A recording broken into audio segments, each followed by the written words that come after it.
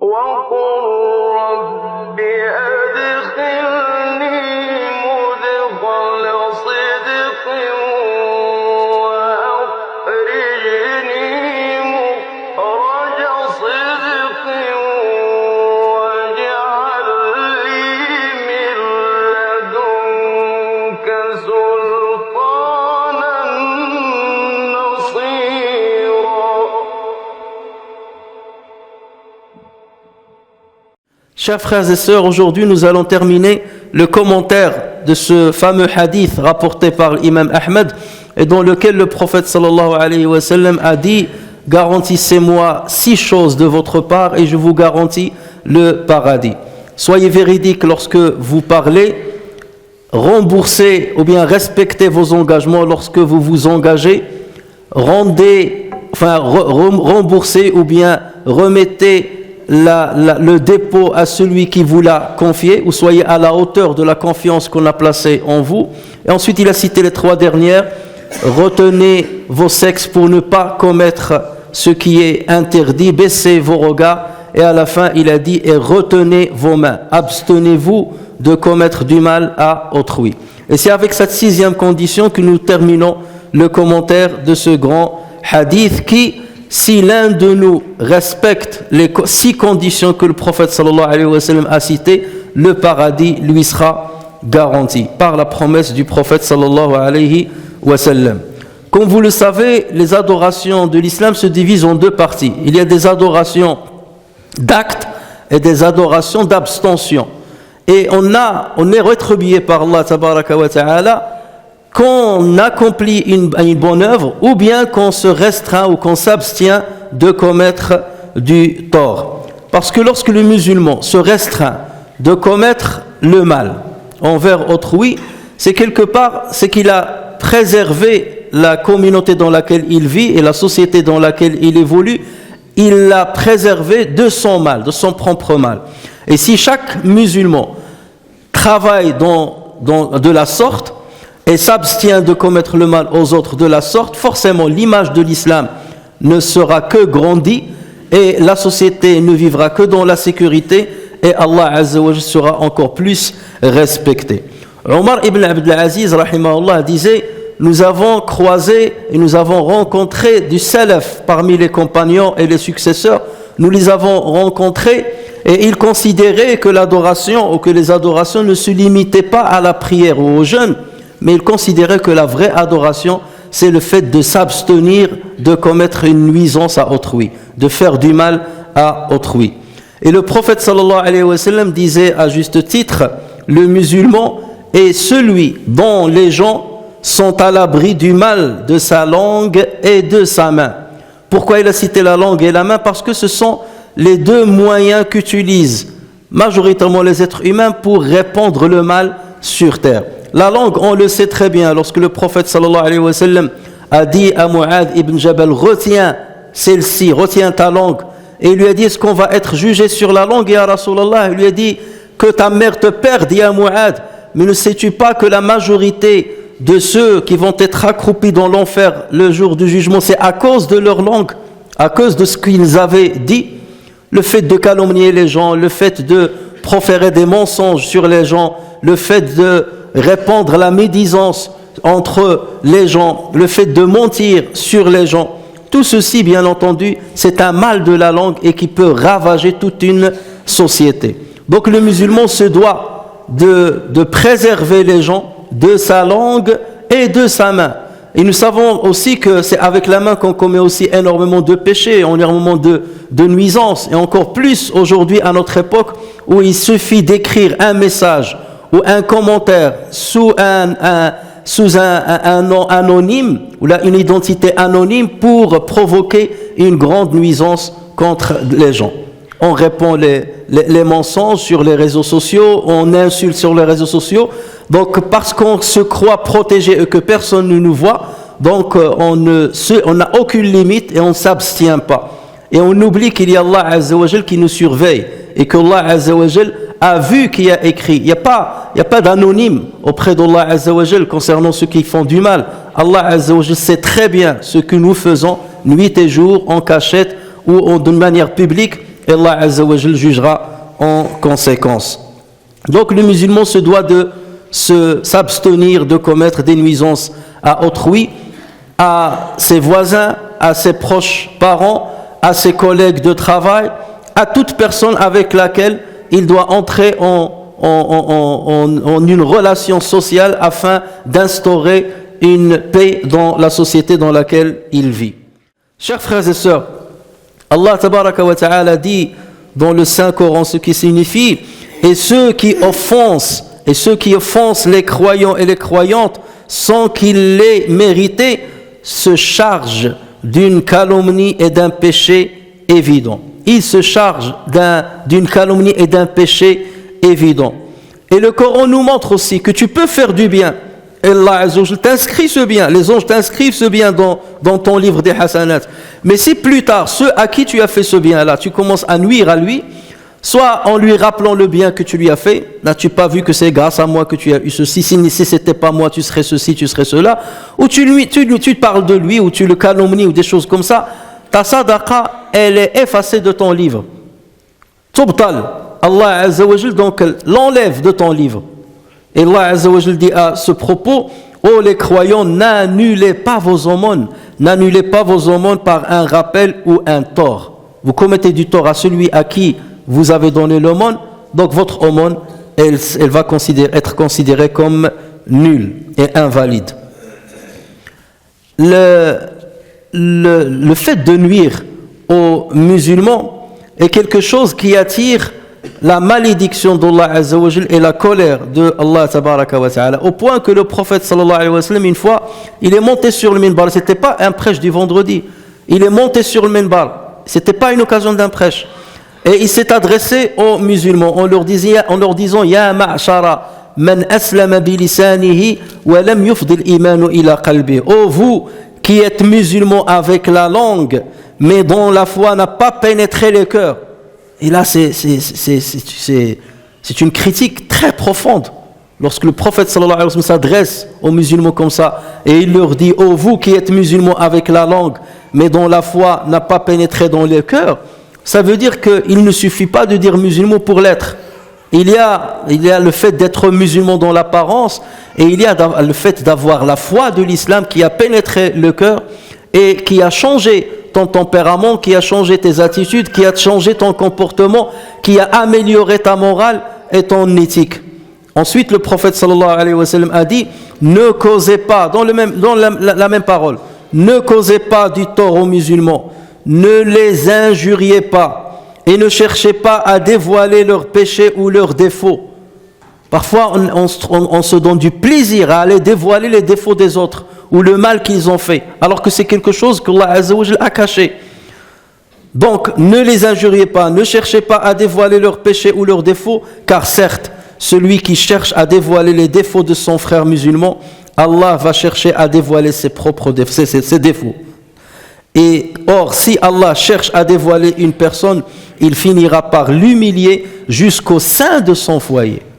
Et on a beaucoup d'exemples dans ce genre de situation. Ce qu'il faut savoir, chers frères et sœurs, c'est que le fait de s'abstenir de faire du mal, que l'islam interdit, ne concerne pas que le grand mal, que les grands péchés. Comme ce qu'on a dit, le fait de calomnier, de médire, le fait de mentir sur les personnes, de tricher, de voler. Ça, bien entendu, c'est l'évidence même. Mais il y a parfois des nuisances qui peuvent paraître insignifiantes, qui peuvent paraître minimes, inconsidérées. Même ces nuisances-là, l'islam incite les musulmans à ne pas les commettre. Regardez lorsqu'un homme entra dans la mosquée du prophète sallallahu alayhi wa sallam, alors que le prophète sallallahu alayhi wa sallam prêchait, comme cet enfant qui part, il revient à chaque fois. Le prophète sallallahu alayhi wa sallam est en train de prêcher, et l'homme il est venu en retard. Et pour venir prendre place devant, il a commencé à marcher entre les gens, à les enjamber. Et là, le prophète sallallahu alayhi wa sallam a arrêté son prêche. Et il lui a dit, Ijlis, assis-toi, parce que tu as nui aux autres. Vous voyez que c'est une nuisance qui peut paraître banale. C'est une nuisance d'une seconde, tu l'as vu, tu as dit, c'est pas bien ce qu'il a fait. Mais même cela, le prophète sallallahu alayhi wa sallam l'a interdit. Lorsque le prophète sallallahu alayhi wa sallam a dit, celui qui consomme des oignons ou bien qui consomme de l'ail, qu'il ne vienne pas dans nos mosquées, pour ne pas nuire à ceux qui vont prier à côté de lui. Tu penses à ton frère, tu as mangé, tu sens mauvais, tu as une mauvaise haleine, tu ne viens pas t'asseoir, ou là tu viens de fumer, tu ne rentres pas et tu ne pries pas à côté de tes frères, pour ne pas leur nuire. Regardez jusqu'à quel détail l'islam est entré pour interdire la nuisance. Le prophète sallallahu alayhi wa sallam dit par ailleurs, lorsque trois personnes se trouvent ensemble, il ne faut pas que deux d'entre elles se mettent à chuchoter. C'est-à-dire les deux qui se mettent à côté et qui commencent à chuchoter entre elles. Et ils laissent la troisième personne. Pourquoi ? Parce que là, Shaitan peut justement toucher la troisième personne en lui disant ils sont en train de parler de toi, ils sont en train de te médire. Même cela, tu es en train de nuire d'une manière indirecte à la troisième personne. Et le prophète sallallahu alayhi wa sallam, il a dit, donc ceci nuit aux croyants et Allah n'aime pas qu'un croyant soit lésé. N'aime pas qu'un croyant soit lésé. Et bien entendu, si nous voyons que ces nuisances sont interdites, alors qu'ils ne sont pas faites d'une manière préméditée, qu'en est-il de ceux qui, d'une manière préméditée, nuisent aux autres ou bien leur commettent du tort? Et la nuisance devient encore plus réprimée par l'islam lorsque tu l'accomplis à l'endroit de quelqu'un qui t'est proche ou quelqu'un qui est proche d'Allah Azza wa Jal. Dans le hadith Qudsi, le prophète sallallahu alayhi wa sallam a dit, Allah Azza wa Jal a dit, celui qui montre une animosité envers un de mes élus, je lui déclare la guerre. Celui qui montre de l'animosité envers un de mes serviteurs ou d'un de mes élus, je lui déclare la guerre. Un hadith rapporté par Muslim. Pourquoi ? Parce qu'il est proche de Dieu. Et toi, tu ne te rends même pas compte et tu commences à lui nuire. Lorsque aussi il s'agit de tes parents, ce sont les personnes qui sont censées être les plus proches de toi. Allah Azza wa Jalla a dit fala taqul lahuma uffin, ne leur dis pas fi. Le simple de faire fi ou bien de soulever les épaules, mes parents ils m'énervent, même ça t'es interdit de le dire. Et lorsque ces personnes sont de tes proches, parce que d'abord tu vas leur nuire, ça c'est le premier péché, et la deuxième chose, c'est que tu es en train de couper les liens familiaux. Et c'est pour cela que le musulman doit se préserver d'intervenir dans les problèmes des autres, si ce n'est par le bien. Quelqu'un a un litige avec un autre, ton fils par exemple a un litige avec un autre, là ton frère ou là ta soeur a un litige avec son mari, tu n'interviens pas, sauf si tu vas intervenir avec la meilleure des façons. Sauf si tu as la dextérité, la sagesse et la capacité de réconcilier entre eux. Mais ne commence pas à allumer le feu entre eux et à pousser l'un à couper les relations avec les autres. Et combien aujourd'hui de mariages ont été arrêtés ou ont été détruits, des familles ont été détruites à cause de la belle-mère, ou là, à cause du beau-père, ou là, à cause des sœurs du mari, ou là, à cause des sœurs parce qu'ils se mêlent de ce qui ne les regarde pas. Et voilà pourquoi l'islam il insiste sur ce fait-là, de ne pas nuire aux autres, c'est pour maintenir les liens familiaux et maintenir l'équilibre et la sérénité dans la société. Chers frères et sœurs, à chaque fois qu'une personne est proche de toi, à chaque fois tu dois multiplier l'effort pour ne pas commettre un mal envers elle, du tort envers cette personne. Et la proximité, il y a plusieurs types de proximité. Il y a la proximité du sang, ton frère, ta sœur, ton père, tes enfants. Donc là, bien entendu, il y a une sacralité dans la relation que tu dois avoir avec ces personnes-là. Même s'ils te font du mal, tu dois te préserver au maximum pour ne pas leur nuire. Ça, c'est important. Il y a aussi la proximité familiale. Et parfois par les mariages, et ainsi de suite. Donc forcément, la famille va s'agrandir. Et là aussi, les musulmans doivent se préserver d'être une cause de la déchirure familiale ou de la rupture des liens familiaux. N'interviens pas dans un litige si tu n'as pas la capacité de réconcilier entre les deux protagonistes ou les plusieurs protagonistes. Si tu n'as pas la capacité, la dextérité, l'art et la manière de faire, retiens-toi. Ne dis pas de mal et laisse les autres évoluer comme ils l'entendent pour maintenir les liens familiaux. Et il y a bien entendu la proximité de la vie, c'est-à-dire quelqu'un qui habite à côté de toi. Ça, c'est une proximité, al-jar. Et le Coran parle du voisin, au point que le prophète sallallahu alayhi wa sallam a dit « Jibril ne cesse de me conseiller d'être bien avec le voisin jusqu'à ce que j'avais pensé que Dieu allait décréter un décret pour dire que le voisin fait partie des héritiers, des ayants droit dans la succession. » À ce point-là, j'avais pensé. Tellement il ne cesse de demander d'être bien avec le voisin. Et le voisin peut être le voisin dans l'habitation, le voisin du palier, le voisin de la maison, ou bien le voisin dans le travail, le camarade de travail, qu'il soit musulman ou pas. Nous devons être exemplaires dans notre relation avec celui qui est proche de nous. Et regardez ce que le prophète sallallahu alayhi wa sallam a dit dans un hadith rapporté par l'imam al-Bukhari. Celui qui croit en Allah et qui croit au dernier jour, qu'il ne commette pas du tort à son voisin. Qu'il ne commette pas du tort à son voisin. Celui qui prétend croire en Dieu au jour du jugement, qu'il ne commette pas du tort à son voisin. Et le prophète sallallahu alayhi wa sallam a dit dans un autre hadith, par Dieu, il n'est pas croyant. Par Dieu, il n'est pas croyant. On lui a dit, mais de qui parles-tu, ya Rasulallah? Il a dit, celui dont le voisin n'est pas à l'abri de son mal. Celui dont le voisin n'est pas à l'abri de son mal. Tu as le voisin qui se réveille le matin, il dit alors, qu'est-ce que je vais subir de mon voisin là? Lui, ses enfants ou sa femme, est-ce que ça va, ils vont jeter, c'est-à-dire ils vont utiliser mon terrain comme une déchetterie? Est-ce qu'ils vont une nuisance sonore? Est-ce qu'ils vont rester jusqu'à minuit à faire un tapage nocturne? Est-ce que ces enfants vont rester à l'entrée du bâtiment, à fumer, à faire des dégradations? Et vous connaissez tout malheureusement ce que certains jeunes font. Le prophète sallallahu alayhi wa sallam dit, il n'est pas croyant, dont le voisin, celui dont le voisin ne se sent pas en sécurité. Normalement, un musulman, ses voisins doivent se sentir, dès qu'ils le voient, ils sont tranquilles. Aucune peur, dès qu'ils le voient, aucune peur, parce qu'ils savent que jamais ils ne verront une nuisance ou un tort de sa part. C'est celui-là le vrai croyant. Et bien entendu, ici on parle d'un voisin qui peut être croyant ou non croyant. Allah Azza wa Jalla, lorsqu'il parle lorsqu'il parle du voisin proche et du voisin étranger, plusieurs savants disent le voisin étranger, ça veut dire celui qui partage pas avec toi la même religion. Et le prophète sallallahu alayhi wa sallam nous a montré qu'une personne peut entrer au paradis pour le simple fait d'avoir écarté un mal de la route. Dans un hadith rapporté par Muslim, le prophète sallallahu alayhi wa sallam a dit, un homme est passé par une branche d'arbre qui était par terre. Une branche d'arbre qui était par terre. Et il s'est dit, je vais enlever cette branche d'arbre de la route pour qu'elle ne nuise pas à quelqu'un d'autre. Je vais l'enlever pour qu'elle ne nuise pas. Une branche d'arbre. Et pourtant, les branches d'arbre ne vont pas commettre un mal à celui qui la touche ou quelque chose. Malgré ça, il a dit avec cette intention. Je l'enlève pour qu'il n'y ait pas de mal dans la route.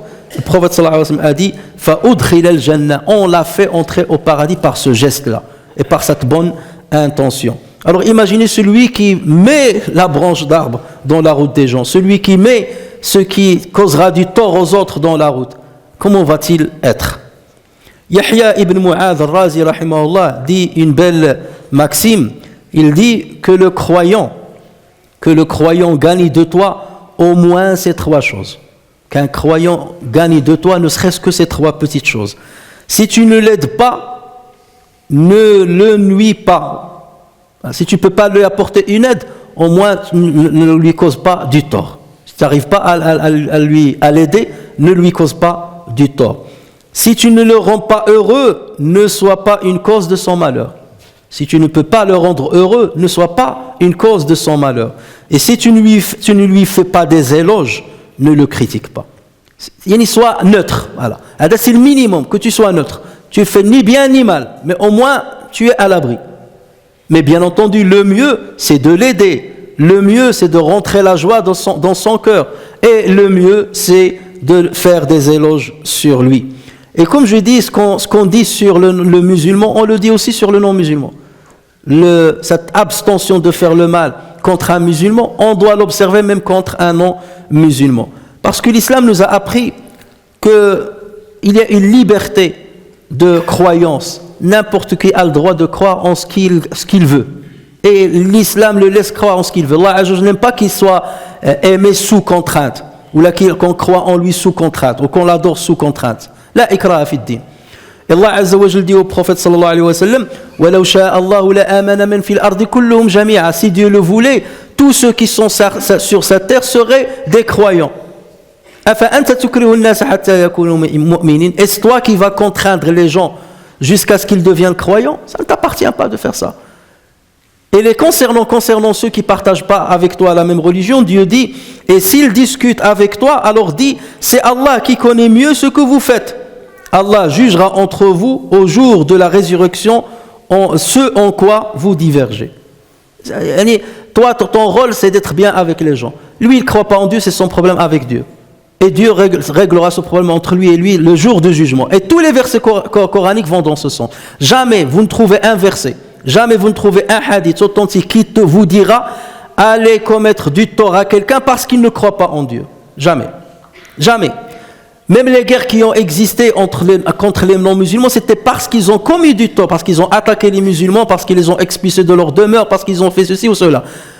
Ça n'a absolument rien à voir la question de foi ou pas.